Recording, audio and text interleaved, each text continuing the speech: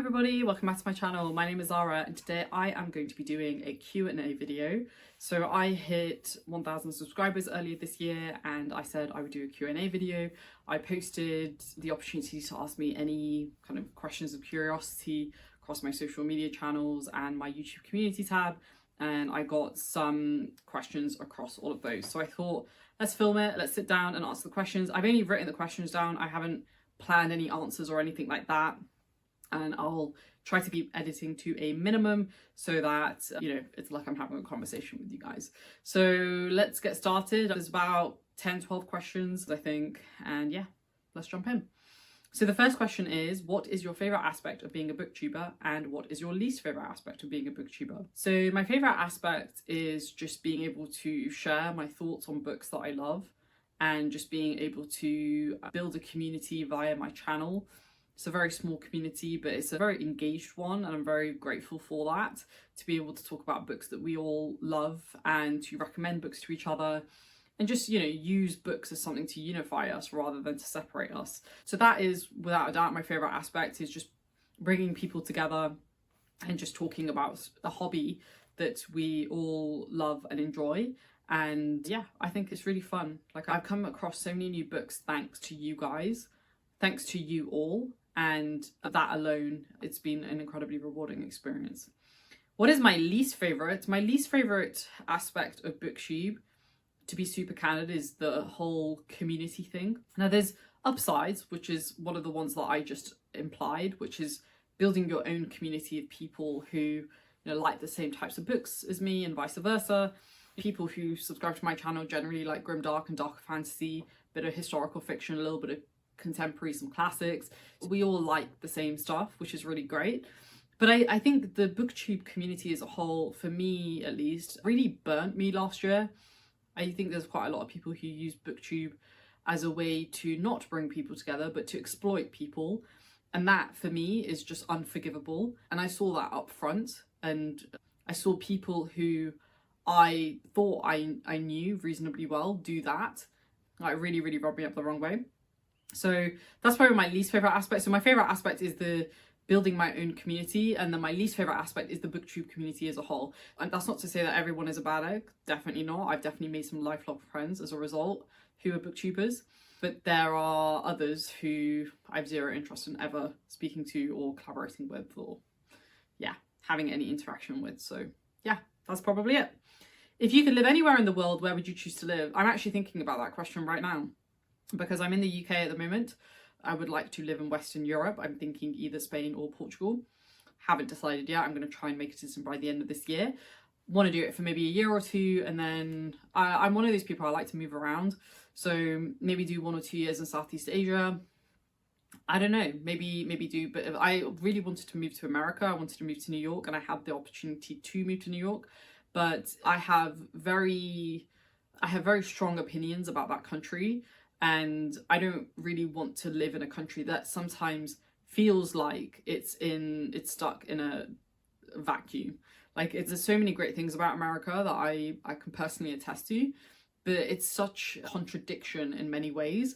And, with the upcoming election and all of that, and the kind of prospects who are going to be leading the country potentially, it's just not a place that I really feel like I would like to spend my life, to be honest. That could change. I do still love New York, and I will be going hopefully in the next couple of months, and I can't wait. But I think going to visit and going to my old haunts and stuff is really fun, but I don't know if I could actually live there, because the standard of living in general is really poor, and who's got time for that? All right, I took way too long on that question, so let's go to the next one. Do you have a book that you think everyone should read? Yeah, I have a few. I mean, probably the ones that I've talked a lot about on my channel. I think everyone should read The Three Musketeers by Alexandre Dumas. I think it's a really beautiful story about friendship and loyalty and identity. I am finishing up a book right now that I will be recommending to everyone, but I'm not going to say which book it is, because you can watch the space. But I think Jane Austen is a classic that everybody should read. I think Lord of the Rings is a classic that everybody should read. Yeah, I think there's a few. There's a few. Maybe I should actually do a video on that sometime, books that everyone should read. yeah, I'm definitely missing some as well. So the next question is by Vez. Shout out to Vez. He asked me, how do you feel about storytelling in video games, mostly AAA stuff?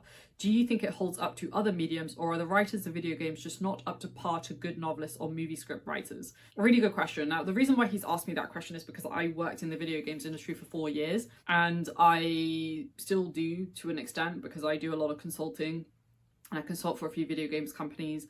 Most of my really good friends are video games developers, and my brother is actually developing a mobile game right now and I'm helping him with that. So I still very much have a foot in the industry. Now, as it relates to how do I feel about the storytelling in video games, specifically AAA stuff, I think it depends. I think AAA studios, you know, their ultimate game is about going for the mass market and for getting as many sales as possible, because that ultimately dictates their budget for the next year. So if you look at a company like Ubisoft, you know, Ubisoft has literally created one of my favorite games of all time. And that was the Ezio games. Those 3 games were absolutely perfect, and I would not change anything about those games. They are, in my opinion, a masterclass of how to build a beautiful, compelling, story-driven, character-driven AAA game. So their whole thing was, how can we take this extremely well-selling game that's made a lot of money and is a critical and commercial success, how can we take that and make it into a cookie cutter model, because we know it works. If we know it works, we can, you know, change the skins, change the period of history, but because we know that the basic mechanics of the game are engaging, people like doing the main missions, but then they also like the side missions, they like roaming freely across the map. Like, because we know that works, let's keep those core mechanics the same and just change it up a little bit, and we know that's going to sell. And it worked. You know, it worked. The problem is that as time has gone on, they've alienated their original fan base. So they've alienated people like me who absolutely love the original trilogy. Because I love the original trilogy so much, I ended up buying the next few games because I thought that, okay, they would capture that's something really special that they did in the Ezio trilogy and replicate it in the following games. But they didn't because they weren't doing anything new. They were just, you know, doing something they were using the exact same or very similar core game mechanics, and they were doing it in a different time period, in American Revolution in London. And so I think on the storytelling side, in a way, you lose your sense of originality. But the thing about games is it's such a cutthroat world. You release a game and it doesn't do well, like, in a way, you're almost blacklisted because of that. And so when you find a model that works, I almost can't quite blame a company like Ubisoft. I do blame them, but I have a little bit of empathy because it's so intense that they take that model that does work for them and they try to replicate it time and time again. But, you know, the question that you have to ask yourself is, at what cost, right? Is your goal to try and, you know, upsell to your current very engaged player base? Or are you trying to gain a new kind of, or are you trying to tap into new markets, into new other audiences? And I don't think they ever really knew which one they were optimizing for, which is why they ended up just creating these cookie cutter versions of the original trilogy and then obviously the first game. And they ended up just annoying existing fans of the IP, but then they also ended up getting a bunch of new fans, but they were short-lived fans because the overall experience wasn't that great. I think storytelling is hard in any medium, just to be super clear, but I feel like in video games, I haven't seen tons of incredible storytelling at the AAA level. I think there's some games that do really basic storylines really well. Like, I think God of War is a really good example of that. It's very much a revenge tale, and then these new games are really about like family dynamics and about like justice. But I wouldn't say that God of War is a particularly original IP. I think that story has been retold and retold and retold. Last of Us is another really good example. It's a very, very common, it's a zombie story, basically. It's a dystopian zombie story, essentially. We've seen that time and time again. So I feel like the storytelling can be very samey, but I think that's also to be expected because these AAA game studios have to sell a certain level of units in order to be considered as a success.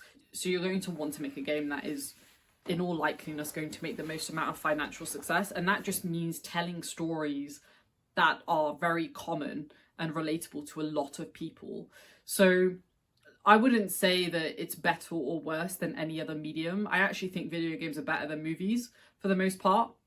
But I think that's just because I personally like the interactivity of playing a video game versus just sitting on a sofa for 2 hours and watching the screen. Like I can't do that anymore. And I also think writing in Hollywood particularly has just gone downhill so hugely that video game storytelling is better than that. But I don't know if you can necessarily compare it to, let's say, like an author or a novelist, because it's such a different way of telling a story because you are an active participant in experiencing that story. I don't experience my replay of Ghost of Tsushima in the same way that I experienced reading The Three Musketeers. I would say in the latter, I'm much more passive, whereas in the former, I'm much more active. And so I think that also impacts the way that you tell the story. Yeah, I think a lot of it is to do with, you know, what your personal preferences are. The last thing that I will say, sorry, this was really long-winded. The last thing that I will say is that indie studios, they tend to naturally go for niches, which bigger AAA studios don't tend to go for. But, you know, it's also the fact that smaller studios tend to be owned by a smaller group of people, and they tend to have more control over that. A lot of AAA studios, they tend to have, like, the big publishers like Sony or EA, they tend to have a stake in some of these studios. So, like, as an example, Naughty Dog, they are actually owned by Sony. So they are a AAA studio, and their direction will be somewhat dictated by what Sony wants. From what I understand, I actually think they get a lot of freedom, but there will be some level of direction that Sony will provide to the Naughty Dog team and to the Insomniac team and to a bunch of others as well that they own. Whereas if you're an e-studio, you don't have a publisher necessarily breathing down your neck and executives telling you that you need to ship a game in 6 months when in actual fact you need to ship it in 12. There's a lot more creative freedom, I would say. And so I got a bigger appreciation and deeper appreciation for indie studios because I used to work with a bunch. And as I've been working with my brother on this little project that we're working on, there's so much that you have to think about when you're building a game. And I mean, that's obvious, but when you're actually going through the process, it's actually insane. And there's upsides to working with a publisher like Sony because they will help and give you resources and give you budget.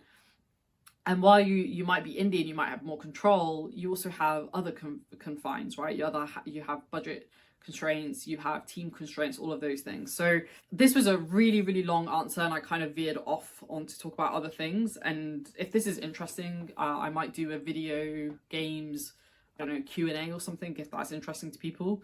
I have a lot of really strong opinions on the games industry. I don't think the industry, like similarly to the movie industry, I don't think it's set up in a way where AAA studios can do what they really want to do, because they are literally tailoring their stuff to be as mass market as possible. And sometimes that just means that you have to resell the same stories over and over again. Sorry, Vas. If you want to chat about this live, let me know. All right, next one. Please consider sharing some of your favorite non-fiction books. I read a lot of non-fiction, like a lot of non-fiction, and maybe I should do a separate video on this as well. But some of my favorites. So one book that I really enjoyed, as much as you can enjoy a book about World War II, was The Rise and Fall of the Third Reich by William L. Shirer. Incredible book. It's the book that I recommend to everybody who's interested in World War II and learning about the Nazi Party. There's just so much that is packed into that book. It's a very big book. It's over 1,000 pages. I actually ended up doing kind of a book read, but then also having the audiobook too for like when I would go on my walks. And the actual audiobook is narrated by Shirer, and Shirer actually met the leader of the Nazi Party. I'm not going to say his name because I'll probably get flagged or something, but he actually met him, and so you kind of get his reflections in the audiobook that you don't get in the book, which I thought was really cool. And it's just it's a very comprehensive, very readable, very digestible overview of what happened. And yeah, it's intense though. It doesn't hold back, so just bear that in mind. The next book, I read a lot of memoirs. Let me give a few memoir recommendations. So the Muhammad Ali memoir or autobiography that he wrote is absolutely phenomenal. It's a story about a man's struggle to hold onto his principles. And he was a really phenomenal individual that honestly no one compares to him. I mean, I read a lot of like athlete stories, and there is nobody that compares to Muhammad Ali. Like, he is he was an absolutely exceptional human being. One day I will do a video about that memoir, actually, because I still need to film it.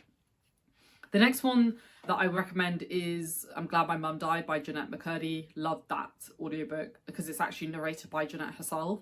Did a review of it on my channel, so check it out. But it's so good. It's about her experience as a child, basically growing up on Nickelodeon, and just the insane experiences that one would have being on Nickelodeon and being very heavily publicized, and then how it impacted her relationship with her mother. It's just really sad, but also really funny and really hopeful, and I strongly recommend it.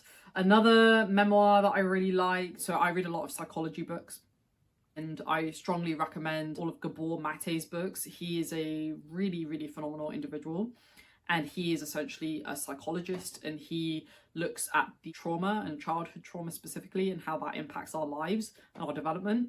A lot of it I just find really fascinating and agree with. And if you're interested in like developmental psychology and, you know, how we hold trauma and how we sometimes internalize that trauma to the point where it can break us, I strongly recommend reading him. I also just recommend watching some of his interviews. He's a phenomenal guy, and I really hope one day I get to meet him.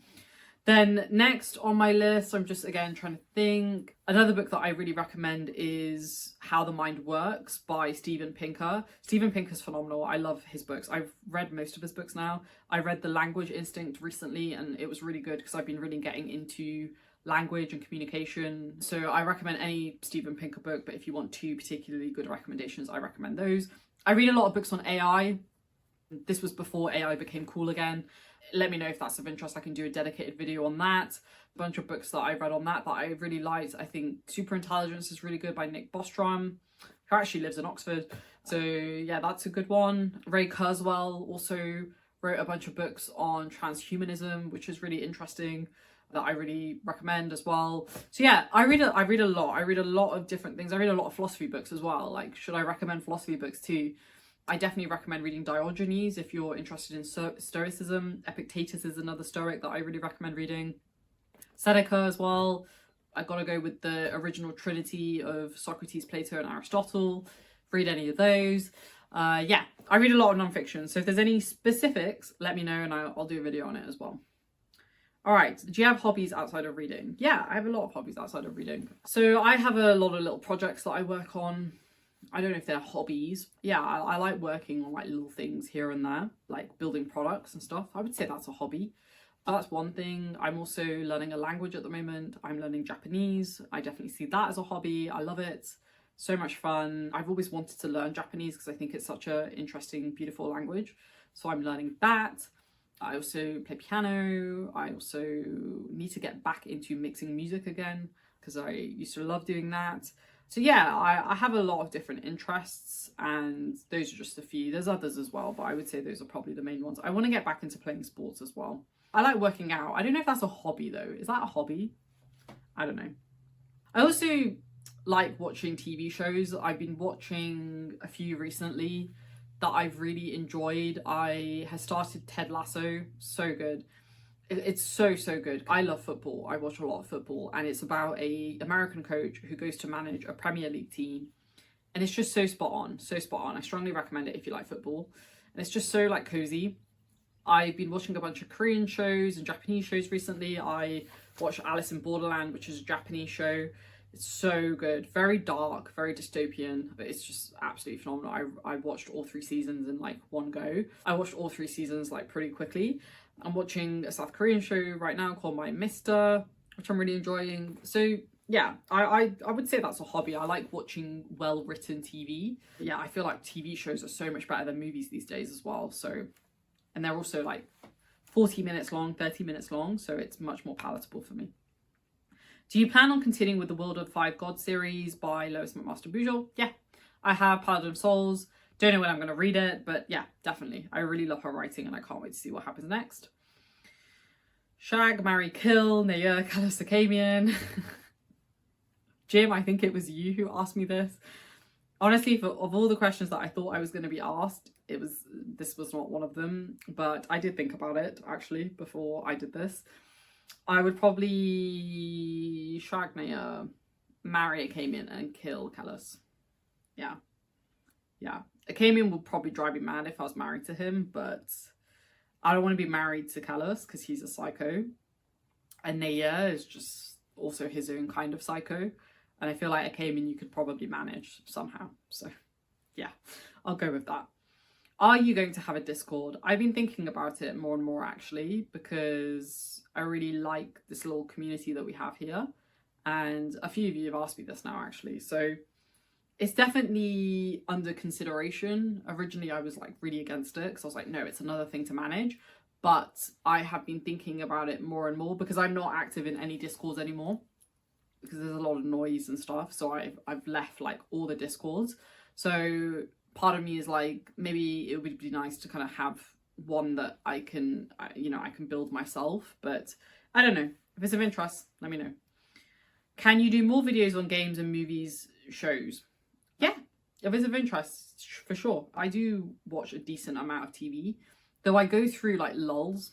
Like sometimes I'll go for like 6 months without watching any TV, and then over 3 months I'll watch a bunch of TV. Then I'll have another 6 months. I'm in that right now where I've been watching shows, I would say, for the last few weeks, and I don't really see it ending anytime soon. But I think when it starts to get really sunny, I'll probably stop watching shows again and go back to reading more. But yeah, I would be happy to. I'd be happy to do more videos on the video games industry as well. I love talking about it. I'd be happy to. Just let me know down below. Who is a new favorite author you have discovered in the last month or two? Eiji Yoshikawa. He's a Japanese writer. He wrote Musashi. Absolutely phenomenal. Like seriously, one of the most incredible writers I've ever read. I'm just trying to think, like, what have I read recently? You know what? I think we'll just stick with that. All right, final question. What does the future hold for Zara? Lots of things, lots of really exciting things. I'm always wary about announcing things before they happen. I always kind of like it to happen, or like have something very close to happening before I announce it. But there's a lot of things that I'm working on, both as it relates to my YouTube channel and not. I am thinking about doing more on the interview side of things because I actually really enjoyed doing that, and I got a lot of really, really positive feedback on that as well. And so I'm thinking about how I can double down on that. I have a few people that I'm really interested in getting on the channel. I am thinking about whether I should split that, whether I should keep it on my book channel or maybe create a new channel and just make that all about interviews. It's actually something that I really enjoy doing. I really loved meeting Tom and just getting him to learn about his life. Like I learned a lot personally, and I just want to do that with more people, not even necessarily authors, just interesting people who have compelling stories, which, let's be honest, is most people, if not all people. So I would say that's maybe one key thing to update you guys on. There's a lot happening at the moment with me work-wise that is really exciting.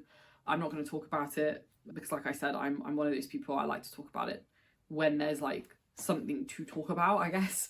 Otherwise we'll be here all day. Yeah, I like to keep mum on these things until I've got something to show, if that makes sense. But lots happening, very exciting time. I'm feeling really good about everything that I'm working on, and I feel really happy about YouTube as well at the moment. It's just been really nice to get away from all of the noise of the community and just focus on this little community that we have here. So yeah, the future holds a lot. Like I said, I will reveal more as time goes on. But yeah, there's a few little updates there for you guys. So there we go. That's it. Those are all the questions. I just want to say thank you to everybody who asked a question. I hope I answered your question. If there's any other questions, don't hesitate to ask down below. And yeah, just let me know about Discord and about whether other videos would be of interest about like the games industry or movies and TV shows and all of that stuff. I'm totally open to doing it. It's just whether you guys are interested in it. Watch this space, folks. And thanks again just for being a wonderful group of people that I genuinely really enjoy speaking to every week. And I've learned a lot, and I've met a lot of really great people, and I hope I continue to meet a lot of really great people. And yeah, we'll see where this journey takes us together as well. Thanks for everything. Stay safe, everybody. Take care, and I'll see you in the next one. Bye.